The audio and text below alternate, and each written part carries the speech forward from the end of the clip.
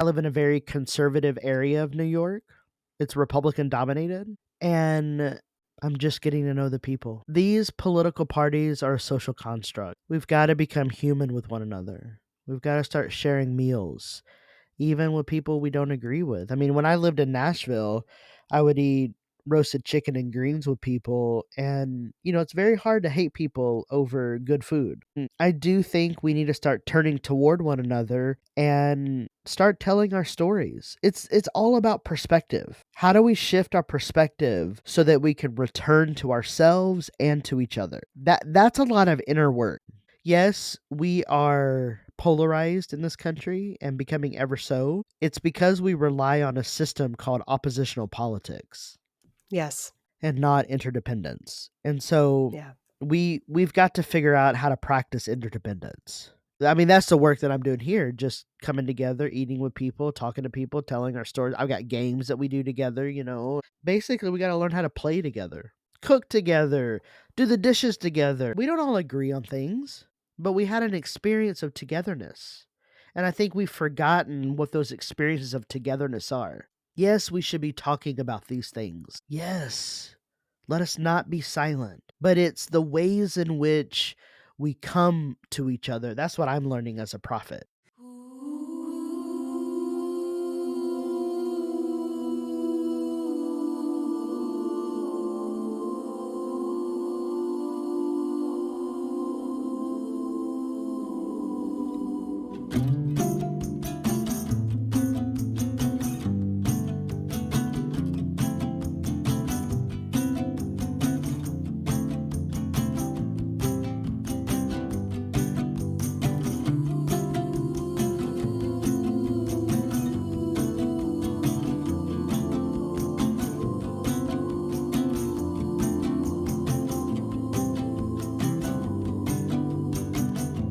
It does not require bravery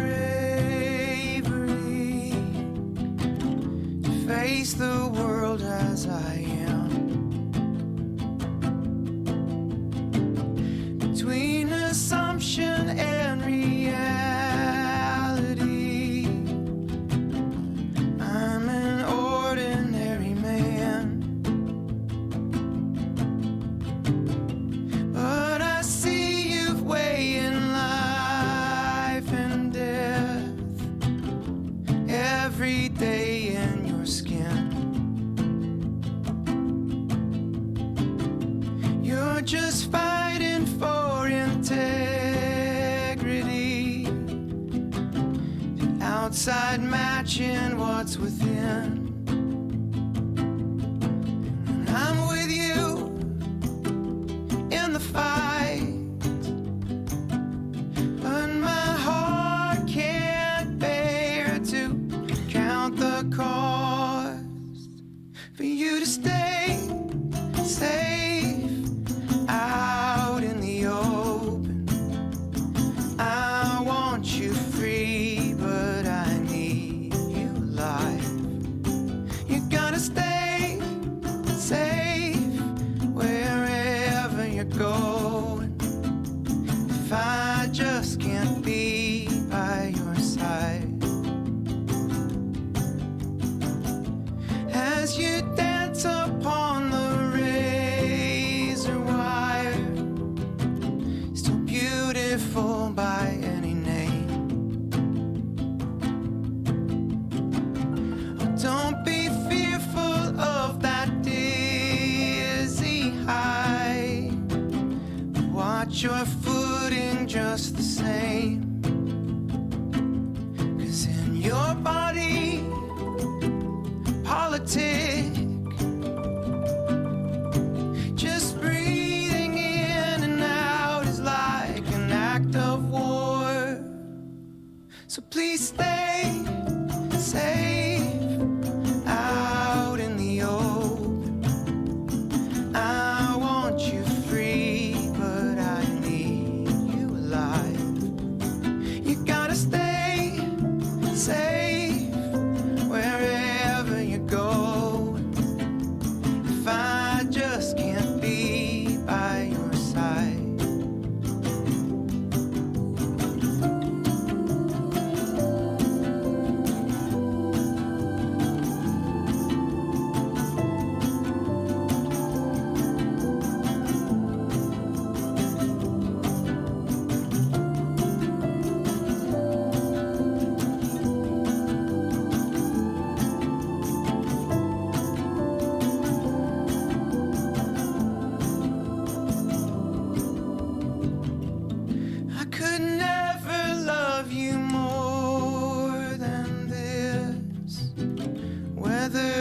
daughter or a son.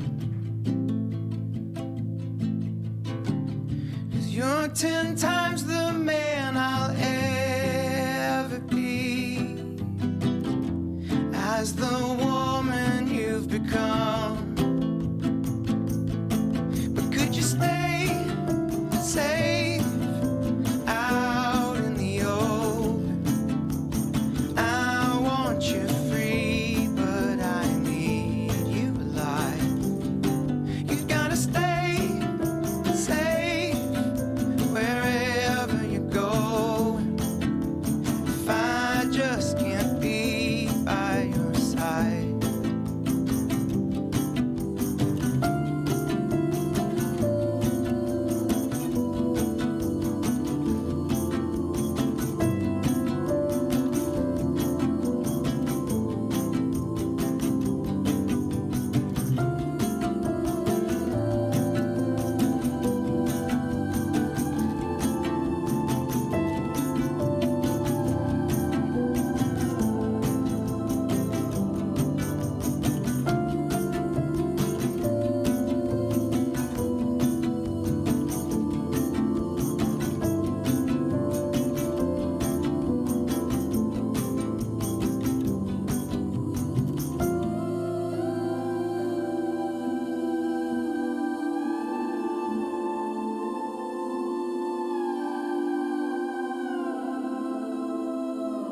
I feel like if you found this particular episode, you are so lucky because you have the privilege, as I did, to hear from someone who is potentially going to give you a view of God, an angle of God that you may have never heard about before.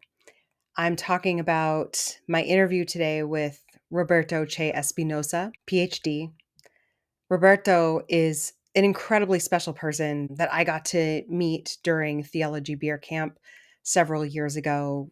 That's run by Trip Fuller, and spent so much of his life studying the Bible, has been studying the Christian faith, has been studying God. And Roberto is also trans. And so I just think that it's extremely important for all of us as individuals and as a collective, when we don't understand something or someone, or we've never had the privilege to get to know or ask questions to somebody who might be different than we are, to meet that experience with curiosity and not judgment. We so often make so many assumptions about people and populations that we don't even know, that we may not even understand. And so I let this be a challenge to you today. I hope that we can enter this time with Roberto as very precious, that he let us into his world the way he does in this episode. He talks about some really deep stuff. I am so excited about this episode today because you can hear from someone who is incredibly important in our body of Christ, who has a lot to teach us. I see God in Roberto, and I am completely heartbroken when I hear about how much pain our fellow brothers and sisters in Christ have inflicted upon one of our own. So I challenge us to not only meet this time with open hearts, with open minds, with curiosity, but I challenge us to learn how to love better coming out of this conversation. Roberto, thank you so much for your courage, your vulnerability, your wisdom, and your voice.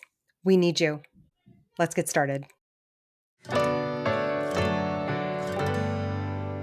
There's beauty in unraveling, safety in the questioning. Home is where you're wandering. You're right where you're supposed to be. You're right where you're supposed to be.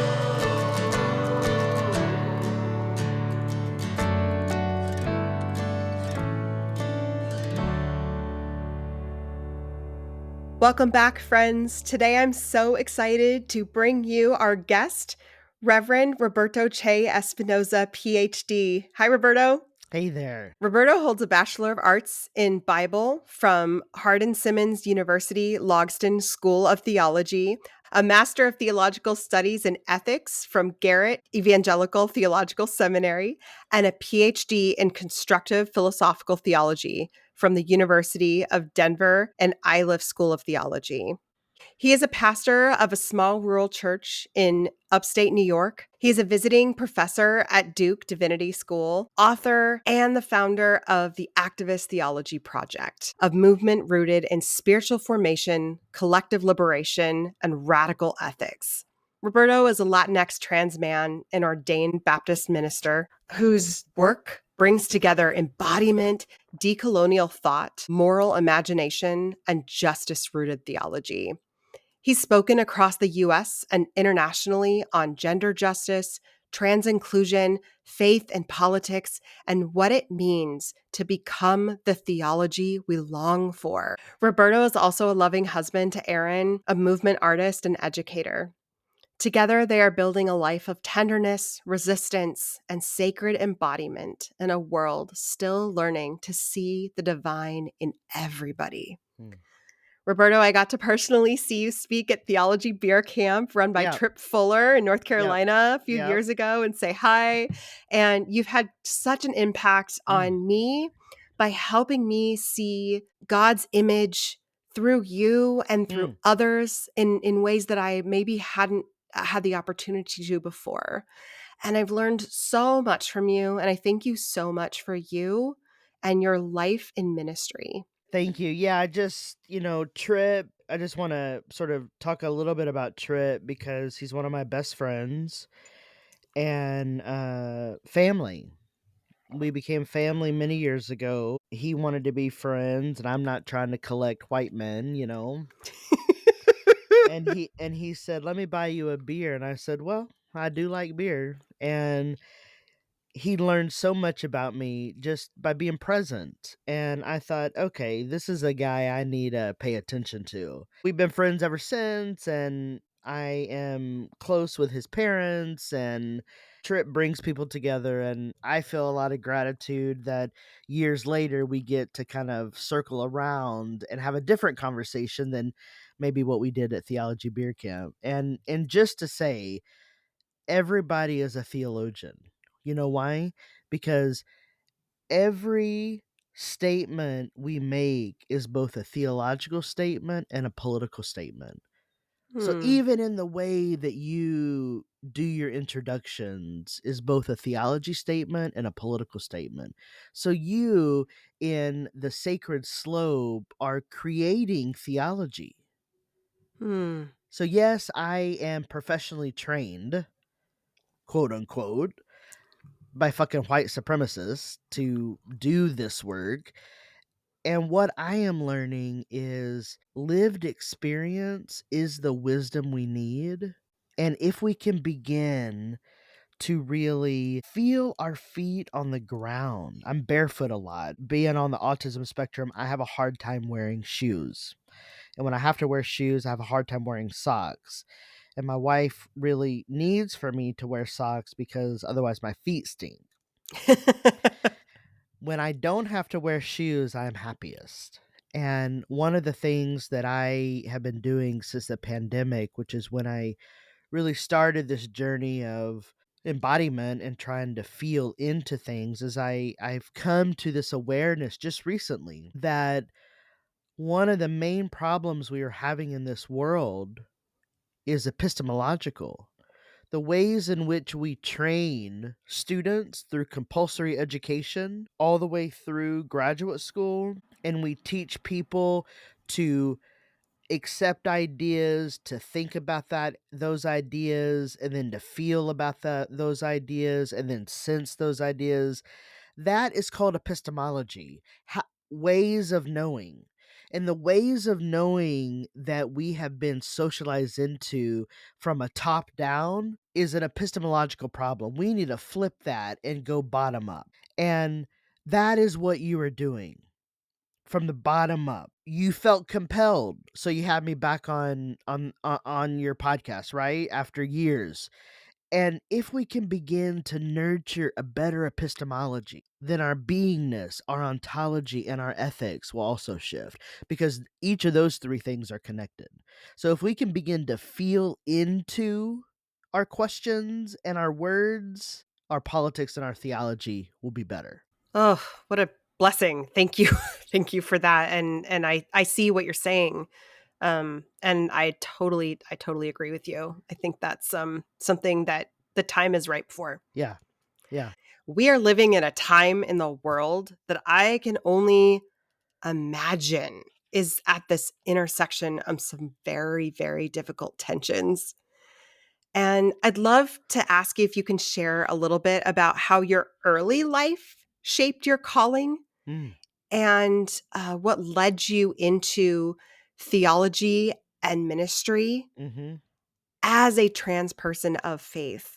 I'm the child of a Mexican immigrant who has 5 birth certificates, manufactured, didn't know her legal name when she went to apply for Social Security, called her mother and said, "My name is not registered. What's my legal name?" So the name that she was given and that's on her driver's license was not her legal name to get Social Security. So I grew up poor. My father was a white man from Scottish ancestry. My parents split when I was young. I don't remember my dad being at home. I was very close with my paternal grandparents, my nono and papa. They stayed in my life after my parents split. I'm telling you this because these first 12 years shaped me very deeply. I lived with my mom for 12 years, and of those 12 years, I was conditioned and socialized into violence because she was violent. She didn't know how to handle her anger. And I now, as a 48-year-old, have a lot of compassion on my mom because I've come into an awareness of how angry I am as a result of being socialized into anger.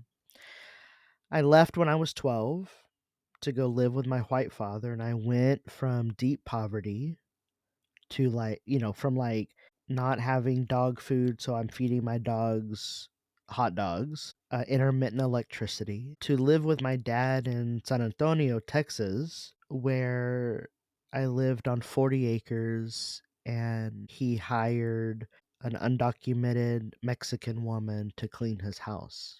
He also had other undocumented workers working the land, and my grandparents did too. And I write about this in my second book where a place of safety, the farm in West Texas, became a site of sexual violence, and these undocumented workers sexually abused me for years, and I didn't know it was abuse. And while I was living with my mom and also experienced sexual abuse during this time because I would spend the summers with my grandparents and my dad when I was living with my mom. There was a church about a mile from my house when I was living in Longview, Texas. I was born and raised in East Texas. And I would take the church bus to go to Macedonia Baptist Church. And it's where I felt at home. It's where I felt safe. I went to Sunday school. I didn't want to go to children's church. I wanted to go to big church because I liked it. I wanted to sing. And in the Baptist church they have altar calls, and I felt compelled, not scared.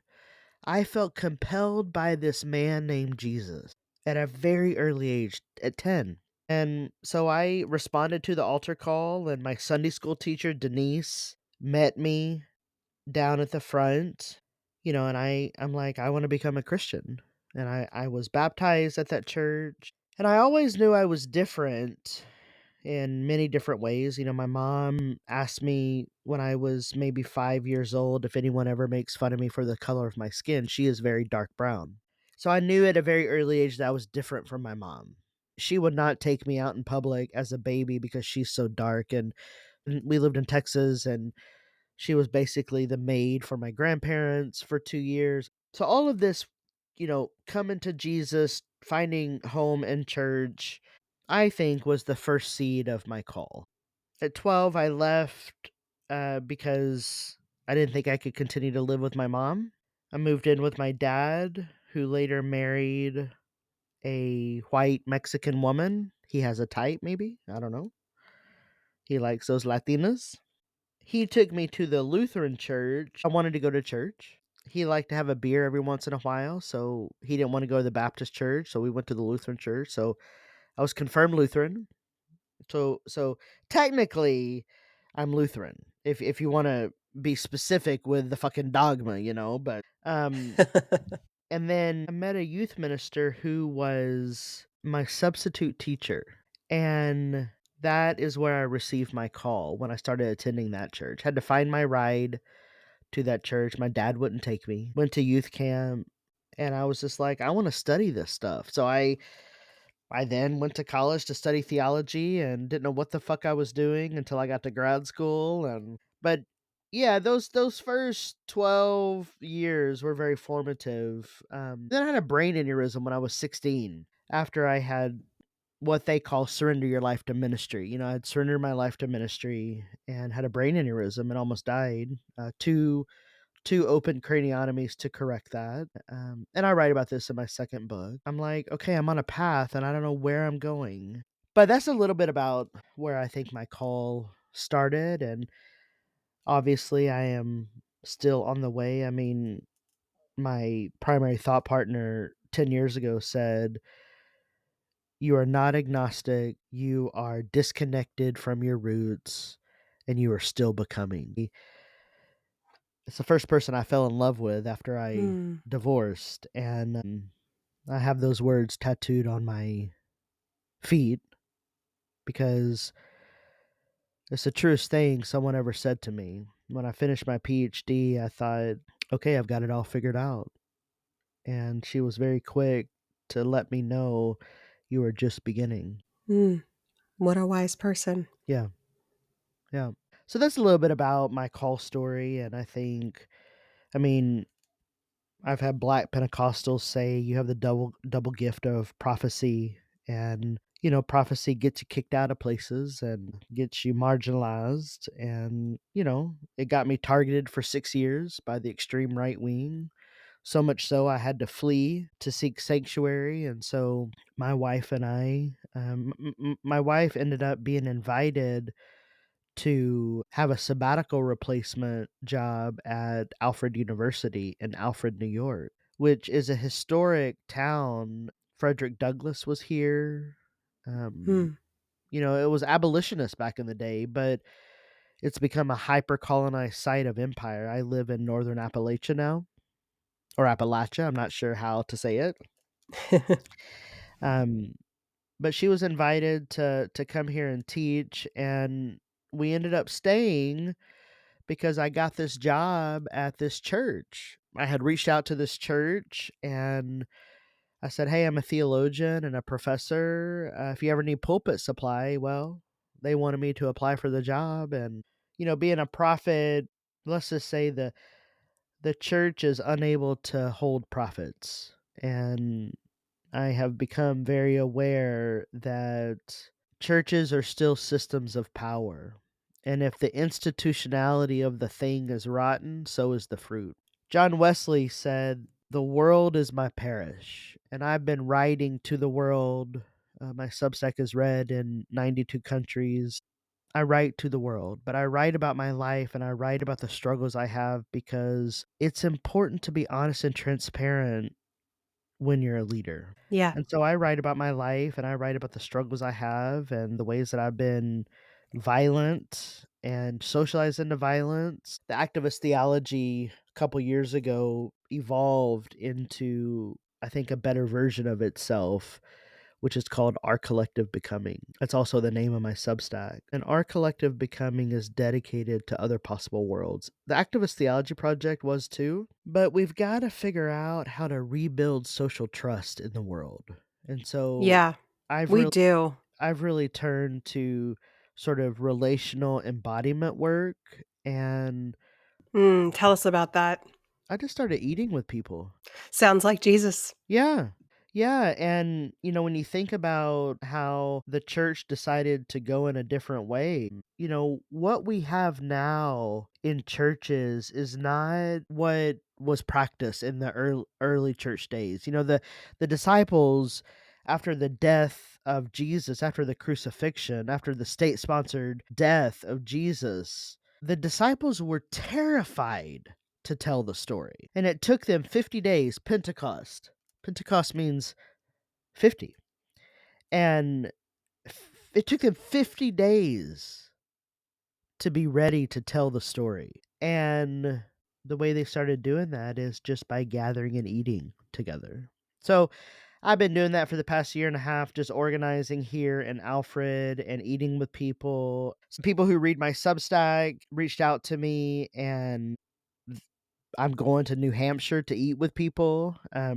Maybe I'll come to San Francisco and eat with your people. Yes, please. I'm really just trying to be with people and develop a practice of presence. I'm reading a book by my friend Carmen about Brother Lawrence, and we need to return to presence. We need to return to relationship. We need to return to that bottom up epistemology where we receive sensation and information through our feet, which is why I'm barefoot all the time, so I can try to ground myself and receive different information than what my brain is telling me. So yeah, I'm just eating with people, and for some reason that seemed to get me kicked out of the church again. Mm.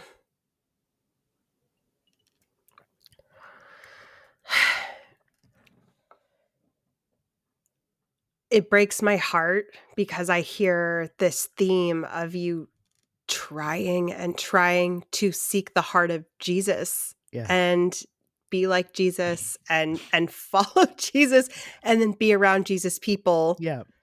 And yet, Yeah.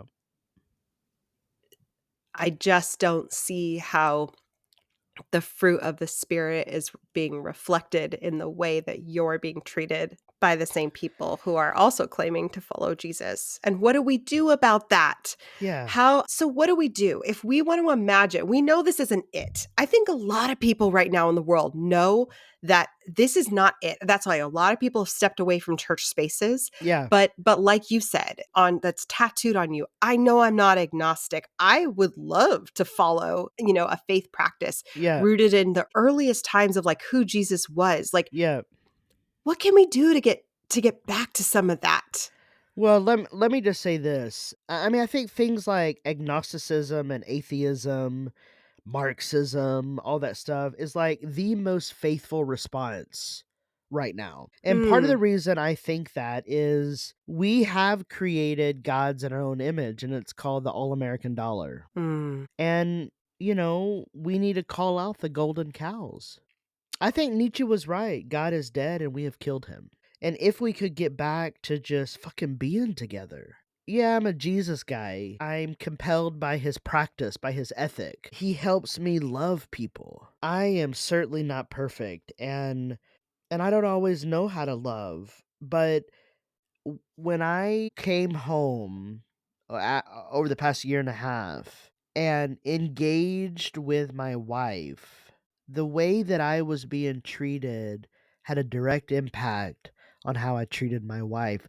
See, all of these things are connected. mm, And if we don't, like, how this conversation goes will impact us both for the rest of the day and maybe the rest of the week.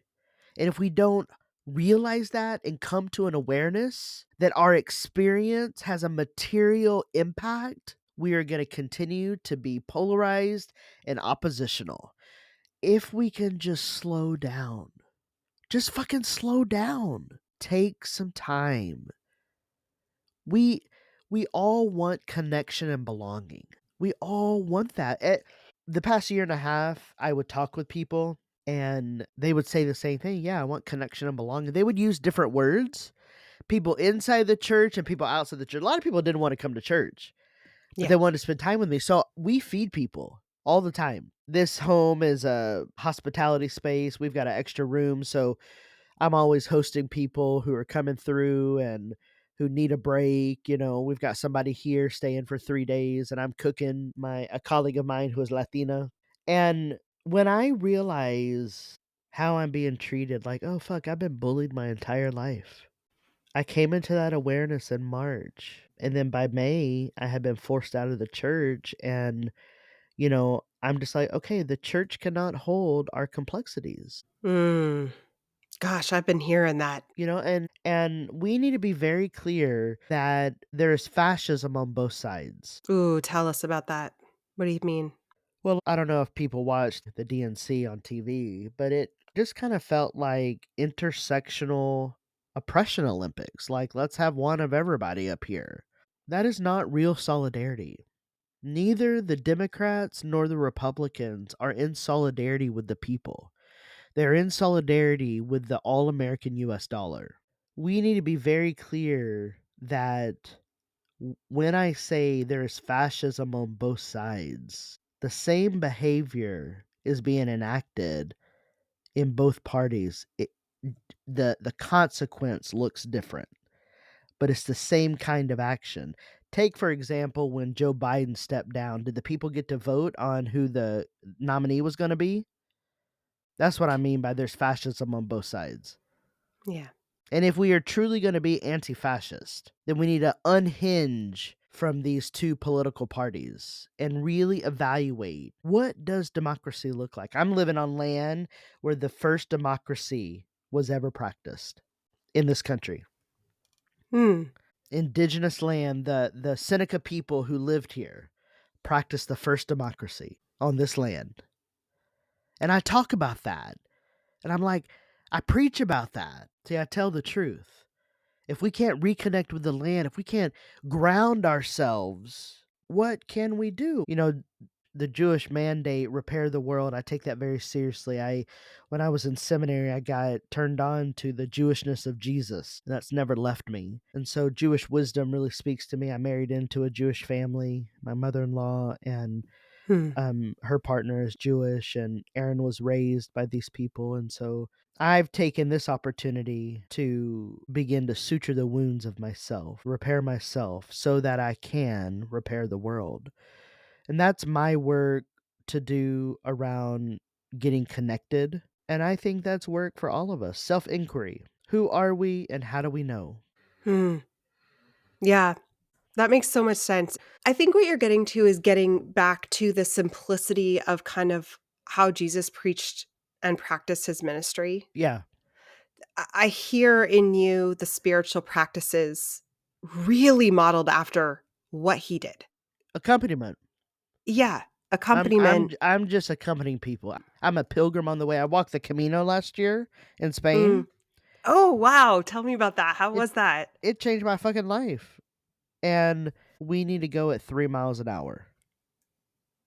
We go too Hmm. fast. We need to go at 3 miles an hour. 3 miles an hour is the speed at which you can walk and talk and have a conversation. Maybe we need to start walking together for those who can walk, and maybe begin moving together in some way. Basically, we need to learn how to flock. Learn how to flock. How do we flock? I hear that we eat together. I hear that we walk together. Yeah. I have a question on that. How does that make us any different than anybody else in the world? How can we do it differently to be more intentional like Jesus? Like, what's the step? What would that next challenge be that Jesus would ask us to do? Because I have a lot of friends, you do too, who are of all faiths, all walks, Yeah. all cultures, Yep. and we all eat together. We all walk together. What is the step that Jesus is calling us towards that's a little bit harder? I mean, I think we each need to cultivate a practice of discernment because not every relationship we need to we need to be best friends with, right? We only have so much time and space for people. I've really began thinking about what is my family's purpose and understanding that and living that at home first, intentionally, in front of the people who see me all the time. I think we need to be seen by the people who can see us well. And then after we do that, let's do it in the streets and in front of other people. So I think I think what Jesus calls us to do, it's metanoia in Greek, it's repentance. It really is to give up the old way and consider a different path that is counter hegemonic. I'm an abolitionist in every sense, including a family abolitionist. I believe family is built over time with people. It is not just given. Hmm. And use this time to build family. Queer folks call it family of choice or chosen family. So I've got a big family because I believe in other possible worlds. And that's really what our collective becoming is, trying to cultivate an opportunity for us to turn to ourselves so that we can turn to others. It's repentance, it's metanoia, it's giving up the old ways, it's becoming a pilgrim, it's showing up, it's just showing up. And that takes practice and it's hard work. It's taken me 10 years.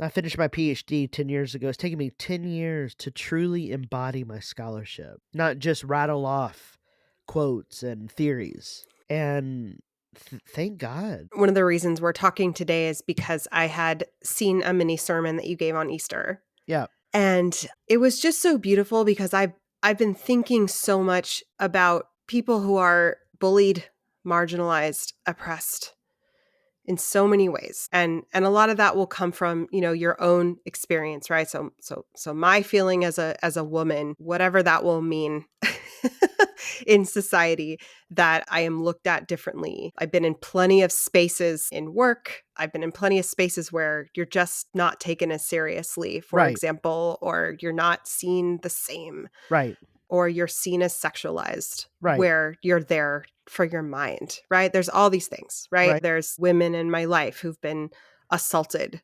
It doesn't matter what they were wearing, right? right. So there's all this danger for people who are oppressed. And We call this sexism and misogyny and violence toward anybody who is not a cis white male. And that is real in the world.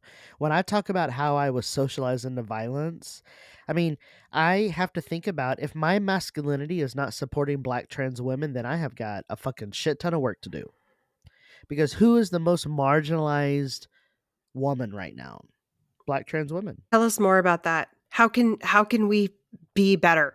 Gosh, this is my question every day. I mean, we've got to show up for people. We've got to show up for people. And we've got to make sure that we are putting care into everything we do. I write on care every Friday in a variety of ways for my Substack. I call it my Friday care package. And it's to give people an opportunity to try to put care.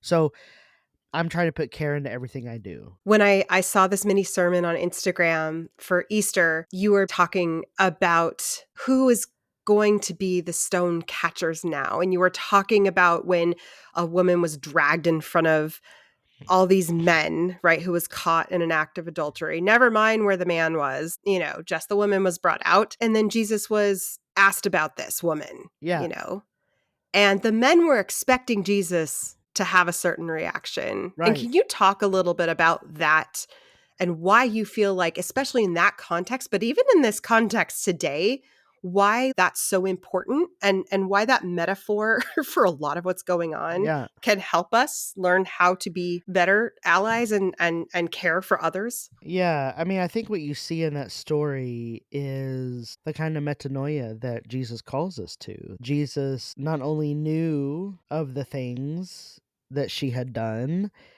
but also had compassion and loved her. And then didn't use her as the example, use the men. That's what we call counter hegemonic practice, flipping the script. Are we standing close enough to catch the stones? I'd love to tell you about stone catchers. It's actually a movement that I'm a part of since before we fled Nashville.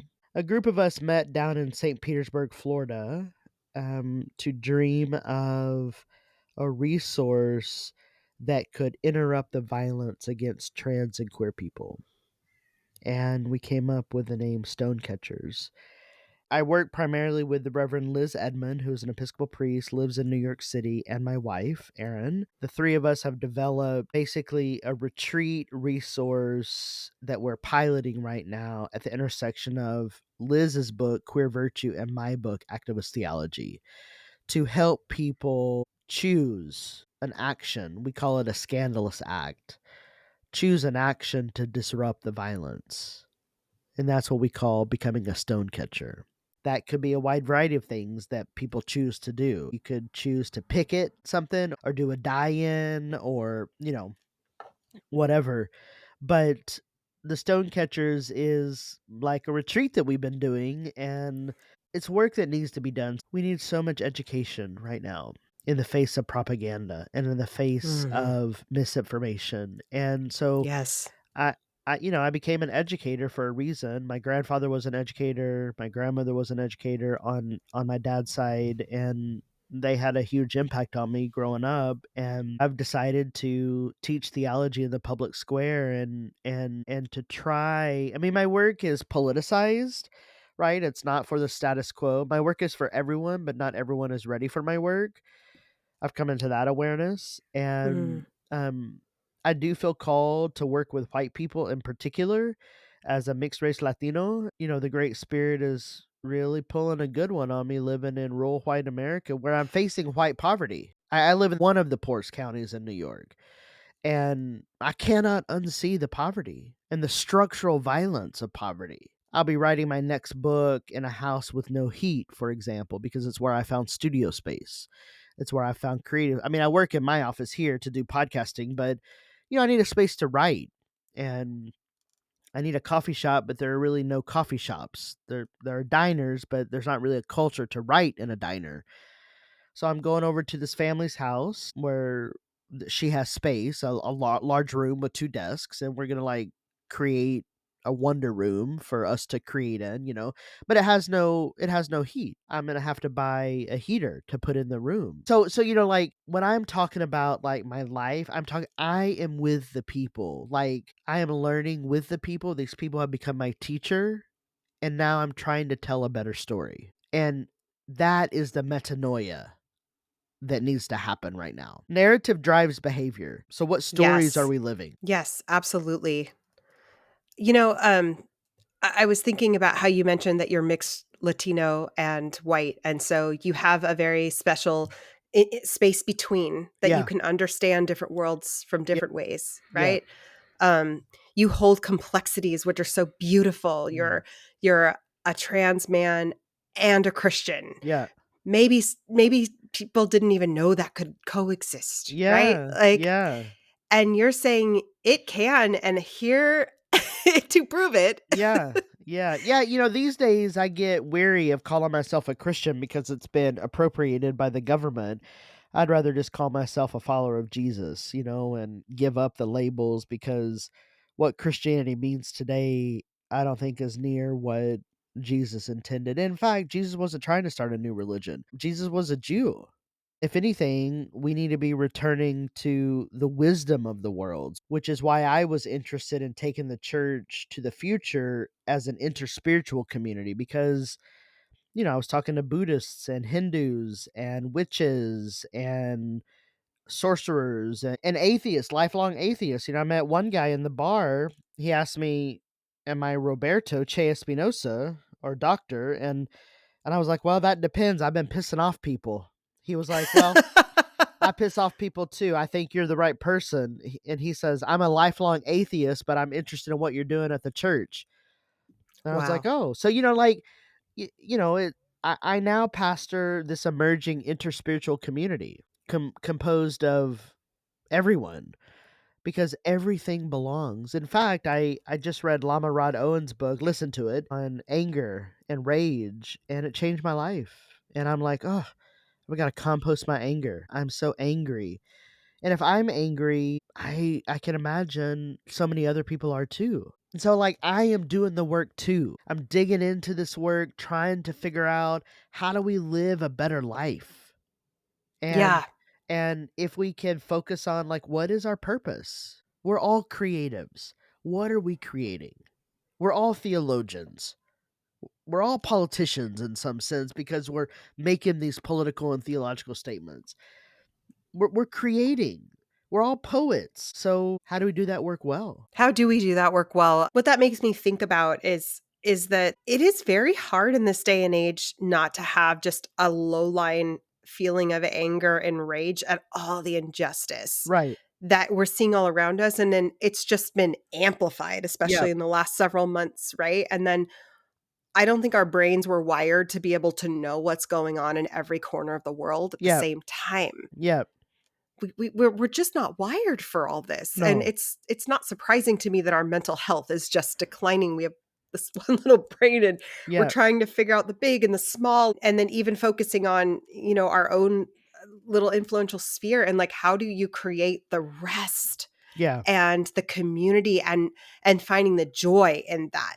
The hyperlocal. The hyperlocal. We've got to refocus to the hyperlocal. Get to know your neighbors. You live in a metropolitan area, so how do you begin to footprint care not only in your home but next door? And like I just heard from my teacher, we talk basically every day. She lives in Chicago and her condo building has bed bugs. And she sent a voice memo. We talk by voice memo, okay? My teacher and I are talking by voice memo. It's so wild. I do that too. That's a thing. Yeah. It's a new thing. It's Yeah. the new texting. It's the Yeah. voice memos, Yeah. texting the Yeah. voice memos. Yeah. So they're bed bugs, and she and her husband had the heat treatment to take care of the bed bugs where they have to take out everything in the house that might melt because they heat it up to some high temperature to kill the bed bugs. And there are other people in the building who don't have access to that treatment, so they might have to just live with bed bugs. Well, how do we live in community then if we're going to have to live with bed bugs? I mean, these are real questions that people are encountering. And I would say, whew, how do we put care into that? Man, that's going to take patience and time and effort and probably crowdsourcing to help these people get the treatment. I mean, that's the kind of interdependence we need right now. And if we don't do it, we may not survive ourselves. I started saying in 2020 on my podcast, on the Activist Theology podcast, that we are failing to be human with one another Yes, as a we are society. failing to be human with one another. Yes, absolutely. And so we need Yeah, to do better. And I think that means doing better with ourselves so that we can do better with each other. And that first starts at home. that starts at home. Yeah, it does. Gosh, that really that makes sense. And okay, so some of us are ready to do that, right? Some of us are ready to try to be better, and we're actually at a pretty good space. We're like, okay, I've got community, and I'm trying to be caring, and I'm trying to follow, the words of Jesus Yeah. wherever I can, and I feel like I'm in this good space, and I'm seeing injustices and I'm helping, right? So there's people like that, but then there's people in our lives that are like not. Right. They're in the hands of white Christian nationalism, right? Right. And they are the people who taught us about the love of Jesus, Right. right? And the unconditional love and how we're supposed to love our neighbors as ourselves. And then now they've chosen to support a way that they feel is morally superior, and Right. and they happen to be looking at people like us Yeah. and are saying, you guys are the moral degenerates. Right. Right. And so there's this disconnect right now. And a lot of us, especially who were raised in Christian homes, have conflicts in family. Yeah. And that is so different, Yeah. right? Like when we have our nuclear circles or our close circles, Mhm. and we're trying to figure out how to love when we can't do just chosen family and Right. and do that. So, and we all are thinking the other is Yeah. morally kind of like not doing it right Yeah. or not acting like Jesus. Yeah.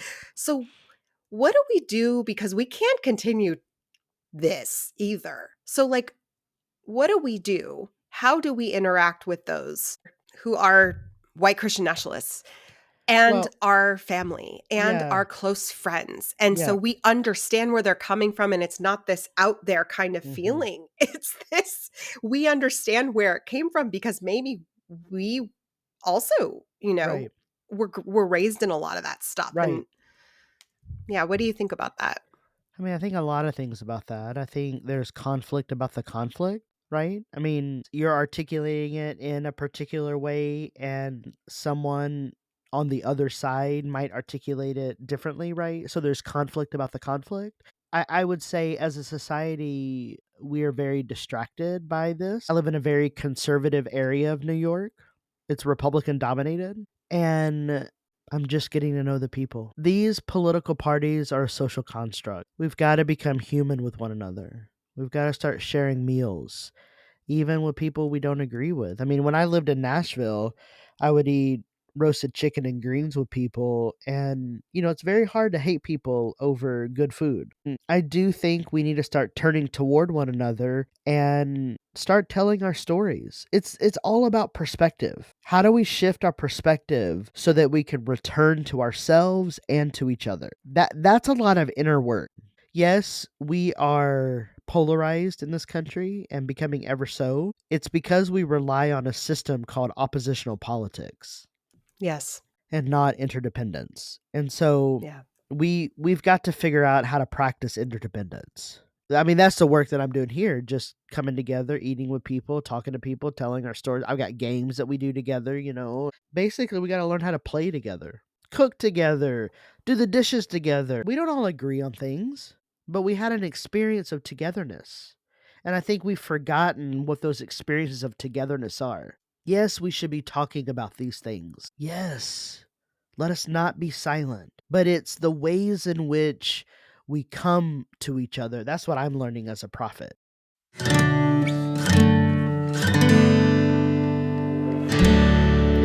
It was Yeah.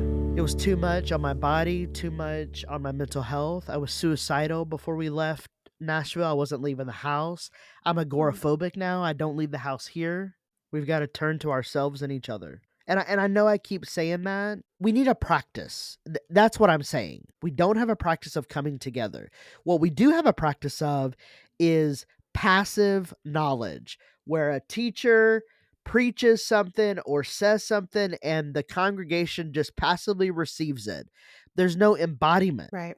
We've got to turn to each other, embody this shit. We got to body our feelings. What has been the impact on all this trans antagonism and the massive, just consistent barrage of attacks on humans, on beloved Yeah. children of God, on Yeah. trans people in the last year? And how has that impacted you, especially as a Jesus person yourself? Uh, I'll be honest, there are times when I'm scared. I have full arm tattoos, and ICE was arresting people with tattoos. And so when I recently flew, and I was like, well, let me wear a hoodie with long sleeve. My anxiety is heightened, and I already live with anxiety. My knuckles are tattooed, so I can't undo it. So there's fear and anxiety.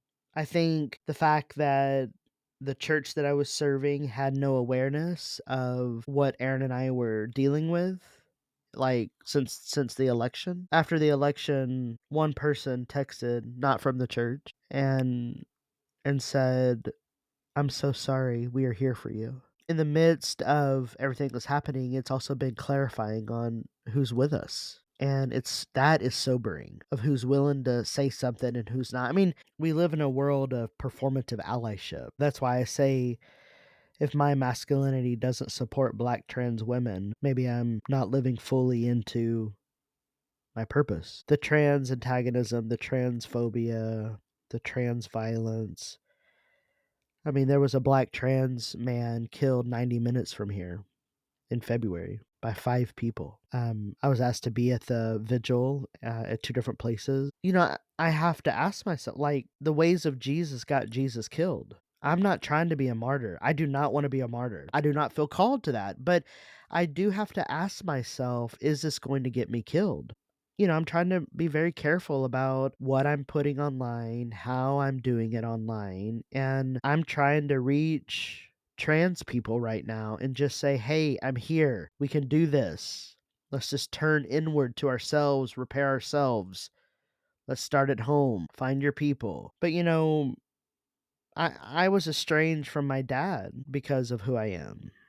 When I graduated high school and left home, I've been on my own ever since. And so I can imagine that there are thousands of other people who are on their own, and also families who are not talking to their trans kids or their queer kids. And I know that everybody is suffering, but what I'm interested in is the displaced people, so those trans and queer folks who don't have connections. I don't know how to heal the polarization. I just know that we need repair work. If we can focus on repairing ourselves in order to repair the world, we might be able to step a little bit closer to each other, because the only distance between two people is one story. I was speaking with Derek Webb not that long ago. His new album is called Survival Songs, Yes. and it's so beautiful. I'm on the album. Did you know that? I did not. Yeah, I'm on the album. What? Because I've Yeah, listened to the whole thing many times. I'm the one who says, "You are becoming, you are forever becoming." Can you talk a little bit about what that project means to you? Because that's so cool you're on that. I didn't realize that. And he had talked about, he had reached out to, his queer friends, family, people that, he cares about to get input into this love letter, using his power and privilege to Yeah. help be a stone catcher and to help Yep, protect people right now. yep. So can you tell me what that meant to you and what Well, that I would mean, Derek is a special guy. yeah. I've known Derek for a long time, Mhm. and saw him perform in Caedmon's Call when I was in college, and was always really drawn to his work in particular. Um because he's a black sheep like me. So yeah, when he reached out and asked me to do some audio recordings of what I would want my younger self to know, I thought, wow. So I really spent time thinking about it. Like, what would I want to tell myself? Derek and I are going to work on an album for my next book, and I'm trying my hand at writing some songs, and he's going to put music to it. He's also going to do the music for our podcast, so I'm very excited about that. Oh, that's amazing. Yeah. So I basically try to collaborate with people as much as I can. Derek is doing important work, and I mean, we just need more Dereks in the world. We do. Yeah. What would you say to young queer trans Christians, people that are in church now, maybe in evangelical spaces, who know that Yeah. they are queer and are terrified, Yeah. who are being told that you are welcome, but if you come out, you don't belong in God's story? I was told my entire life not to be who I was. I had a partner for a long time who told me I wasn't trans and didn't want me to transition. Um, and I understand that. It would have changed her identity too. I have suffered great loss to be who I am, and it is hard. I still keep losing people for who I am. And there are people waiting for you. They're waiting for you to become who you are called to be. Please, I beg you, do not let someone in power tell you that you are wrong, or that God has miscommunicated with you. Please don't let the messages of this world get into your body. I think we all want to belong, but not at the expense if it costs us our life. Don't take a job where you can't be yourself. Don't partner with someone where you can't be yourself. And if you find yourself in that situation, find a therapist, a spiritual director. Be kind to yourself. The world will not be kind to you. I've been bullied my entire life. And it's traumatizing, but you got to be you, one way or the other. Core memory that really shifted something in me and understanding what you're saying, is when we were at beer camp, which is basically, for those who don't know, an adult vacation Bible school, right? Yeah, For theology nerds. yeah.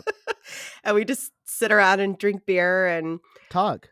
talk and commune. What I loved so much, though, is that there were openly queer people Mm, praising God yeah, together. yeah.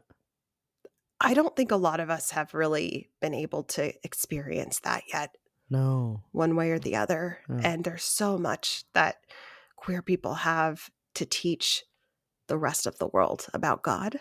yeah.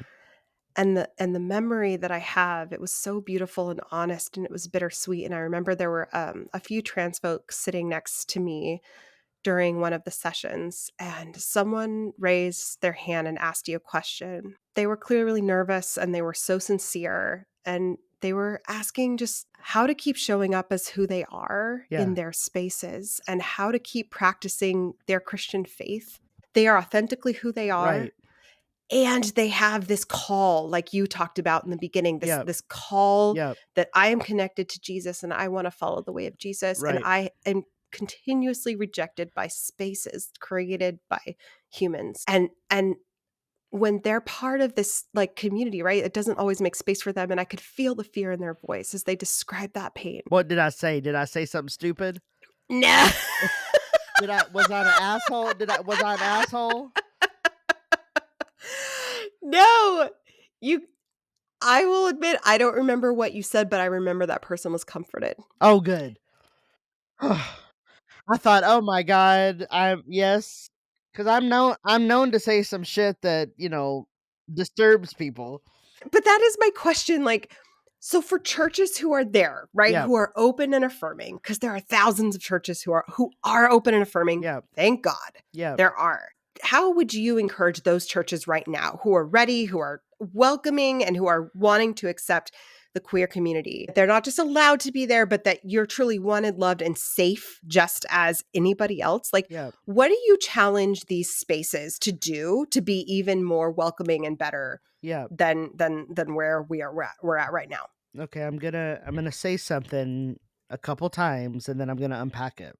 The logic of inclusion demands the logic of exclusion. The logic of inclusion, so practices of inclusion demands excluding. There are a lot of churches who are open and affirming, that's right.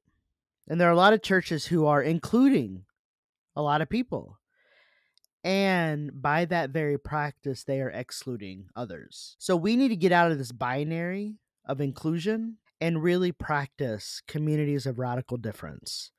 If we can really become a community of radical difference where truly all are welcome, which is hard work, this is not for the goal of unity because unity flattens out differences. What we need are differences to be the blooms. And if we can achieve that, maybe the church will continue. Can you give us one example of what that could look like in a church? Well, I don't know if it can happen in a church because churches have a particular culture of accommodation. We accommodate supremacy, we accommodate power, and then that often inoculates the system with disease. So I don't know if it can happen in a church. But one of the ways, I think, is change the liturgy to include everyone and get out of the binary of he and she. Maybe call God the Great Spirit. That's what I started doing Mhm. to truly include everyone. But, a lot of people are not ready to they want people in their pews. They want people to give. I don't know that churches are really ready to be in real relationship with queer and trans people. You don't know if people are really ready to be in relationship in church with queer and trans people. Like church people, people who go to church every Yeah, Sunday. yeah. I meet a lot of people who want community connection and belonging, but they don't find it on Sundays. And I don't think the people who find it on Sundays want to Mhm. welcome a different orientation. Mm, I think there is a generation emerging that wants conversation over being talked at, which is why I'm doing yeah. salons.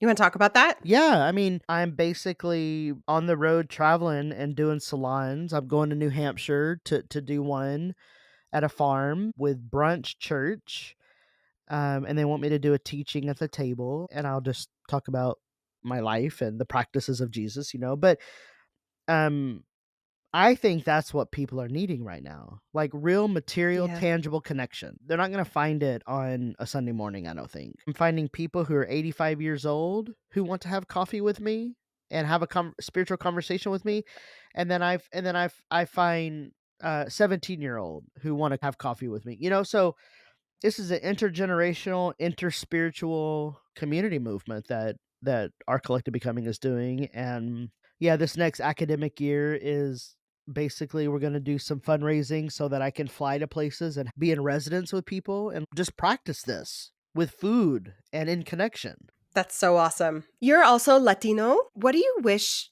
people who aren't part of the Latino community better understood about what we're all witnessing right now in the United States? And for those of us who really want to be effective stone catchers in this moment, what do we need to be paying attention to? And what does real solidarity look like? I think as a child of an immigrant woman who has struggled her entire life with racism, sexism, and misogyny, what we're seeing is what's been done for years. It's just not been televised. The trauma of televising ICE raids harms all of us.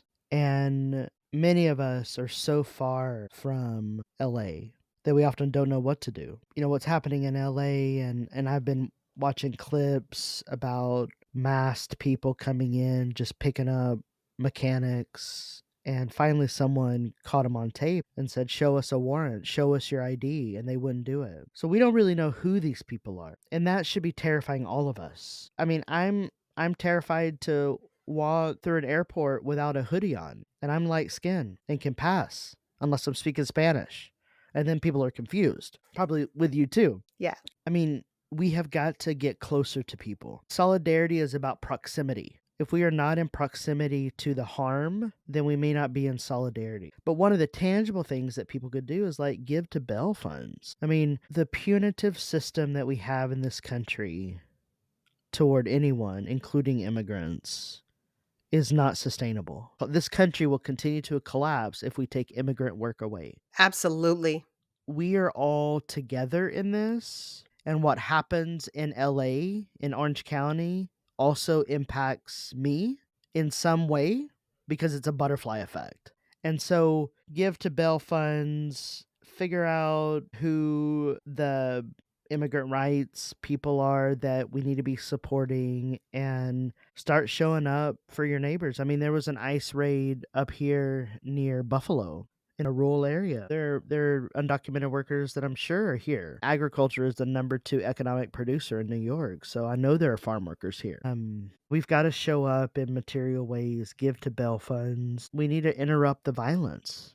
And that's what it means to be a stone catcher right now. Interrupt the violence in whatever way possible. Just like we saw the mayoral candidate in New York City hang on to the guy that they were arresting. Yeah. It's that is solidarity. That is the kind of work that we need to be doing, and it's risky. But if we are not willing to risk, what in the hell are we willing to do? Right now, life is risky if you take the teachings of Jesus seriously. And we need to outfox the empire so that we can truly build the beloved community. And that's the work that we're doing here.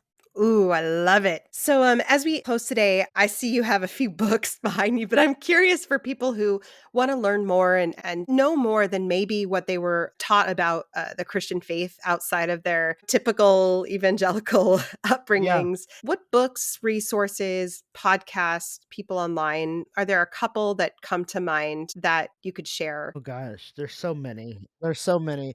And I feel like this is a trick question because I've been on all these podcasts, and if I don't mention one, somebody else is gonna be upset. But, uh, We could just mention yours if you want well, because they're awesome. well, um, I mean, I've been on a lot of different podcasts, and I would say go listen to everything that people have put out because people are doing theological education through podcasting. So obviously, Trip Fuller and Blake Chastain and Kevin Garcia and straight white American Jesus, whose name is escaping me, but has a PhD in religion. Bradley Onishi, Sarah Heath, and I don't know that reading books is gonna be the way. I think conversation really is the way, Hmm. and I would encourage people, sure, read books, but then talk about it with someone. Don't just read it and keep it to yourself. Let's have conversations. That's what I'm trying to do, is just use conversation as content, a little bit like what you're doing on this podcast, because that's how we learn. That's how we cultivate wisdom.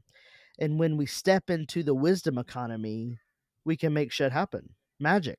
I love it. Yes. All right. In closing today, there's probably been somebody who's listening right now who hasn't been prayed over in a long time. Mm. And I was wondering if you could just close us in praying for people who just might need it right now. Sure. Sure. Yeah, I've come to a practice of calling God the Great Spirit because I feel like it's Beautiful. more encompassing, and I've borrowed that from a lifelong Unitarian whose name is Mm, Carlin. So I can pray if I can pray in the name of the Great Spirit. absolutely. Great. Great Spirit, we are here. We are here in how we are. Unstable. Maybe some of us call us broken, brokenhearted, and yet we still come. And whatever the path is before us, my hope is that you, the Great Spirit, will guide us, be a lamp unto our feet and a light unto our path. For we know when we repair ourselves, we truly repair the world, just as Jesus did. Help us to lead with love, with kindness, and with magic. Be with us as we depart. In your name we pray. Amen. Amen. Reverend Roberto Che Espinoza, muchas gracias. Gracias. Muchas gracias por su tiempo. Sí, gracias. And just to end on one last question, what do you like to do for fun these days? I'm learning how to play. I'm literally learning how to play. I do the Mad Libs with my wife. Do you know what Mad Libs are? Oh, yes, I'm old enough to know Mad Yeah. Libs. I teach them to my kids. Yeah. So I do Mad Libs with my wife at dinner, and I love to cook. I love to host. I'm an intense introvert, but if you come to my house, I'll show you a good time. I love it. I love it. Thank you so much. Until next time. Thank you.